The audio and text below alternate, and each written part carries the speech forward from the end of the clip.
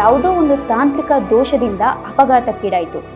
ತಕ್ಷಣವೇ ಈ ಸುದ್ದಿ ಎಲ್ಲ ಕಡೆ ದೇಶ ವಿದೇಶಗಳಲ್ಲೆಲ್ಲ ಹರಡಿ ರಕ್ಷಣಾ ಸಿಬ್ಬಂದಿಗಳು ಇವರನ್ನು ಅರಸ್ತಾ ಬಂದರು. ಈ ಕೊಲಂಬಿಯಾ ರಕ್ಷಣಾ ಸಿಬ್ಬಂದಿಗಳು ಈ ದೈತ್ಯ ಅಮೆಜಾನ್ ಕಾಡೊಳಗೆ ಇವರನ್ನು ಹುಡುಕ್ತಾ ಬಂದರು. ಮೊದಲಿಗೆ ಇವರಿಗೆ ವಿಮಾನ ಪಳೆಯುಳಿಕೆ ಪತ್ತೆಯಾಯಿತು.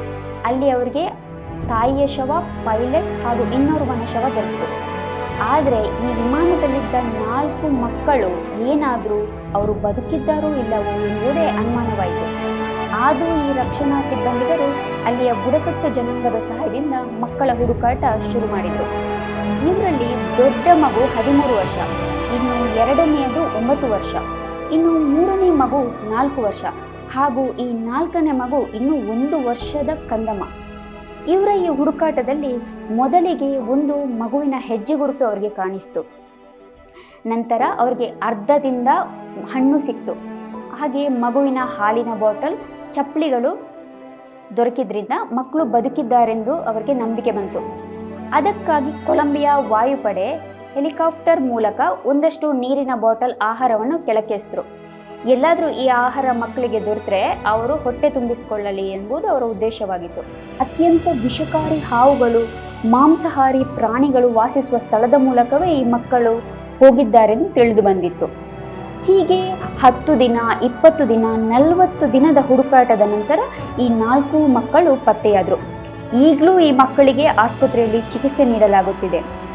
ಈ ಮಕ್ಕಳ ಸಂಪೂರ್ಣ ಚಿಕಿತ್ಸೆಯ ನಂತರ ಅವರ 40 ದಿನ ಈ ದೈತ್ಯ ಅಮೆಜಾನ್ ಕಾಡಿನ ಜೀವನ ಹೇಗಿತ್ತು ಎಂಬುದು ಅವರಿಂದಲೇ ತಿಳಿದುಕೊಳ್ಬೇಕಾಗಿದೆ.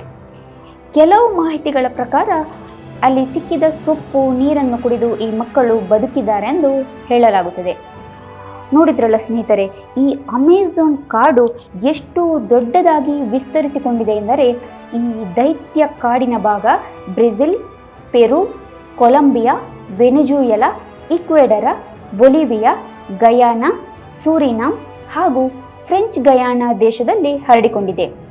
ಈ ಕಾಡಿನಲ್ಲಿ ವಿಚಿತ್ರವಾದ ಕಾಡು ಪ್ರಾಣಿಗಳು, ವಿಷಪೂರಿತ ಕಪ್ಪೆಗಳು, ಅನಕೊಂಡದಂತಹ ದೈತ್ಯ ಹಾವುಗಳು, ಮಾಂಸಾಹಾರಿಯಾದ ಕಪ್ಪು ಕೆಮನ್ ಮೊಸಳೆ, ಇನ್ನೂ ಹಲವು ಸಂಶೋಧನೆಗೆ ತಿಳಿಯದಂತಹ ಜೀವಿಗಳು ವಾಸಿಸುತ್ತದೆ. ಈಗಾಗಲೇ ಸಾವಿರಾರು ಪ್ರಭೇದಗಳನ್ನು ಹೆಸರಿಸಲಾಗಿದ್ದು ಇನ್ನಷ್ಟು ಸಂಶೋಧನೆಗಳು ನಡೆಯುತ್ತಲೇ ಇದೆ. ನೋಡಿದ್ರಲ್ಲ ಸ್ನೇಹಿತರೆ, ಈ ಅಮೆಜಾನ್ ಕಾಡಿನ ಬಗ್ಗೆ ಒಂದೇ ವಿಡಿಯೋದಲ್ಲಿ ಹೇಳಲು ಅಸಾಧ್ಯ. ಇನ್ನಷ್ಟು ಮಾಹಿತಿಯನ್ನು ಮುಂದಿನ ವಿಡಿಯೋದಲ್ಲಿ ತಿಳಿಸ್ತೀನಿ. ಇಂತಹ ಅನೇಕ ರೋಮಾಂಚಕರ ವಿಷಯಗಳಿಗಾಗಿ ಅಶ್ವವೇಗ ಚಾನಲನ್ನು ಸಬ್ಸ್ಕ್ರೈಬ್ ಮಾಡಿ, ಲೈಕ್ ಮಾಡಿ, ಶೇರ್ ಮಾಡಿ. ನಮಸ್ತೆ.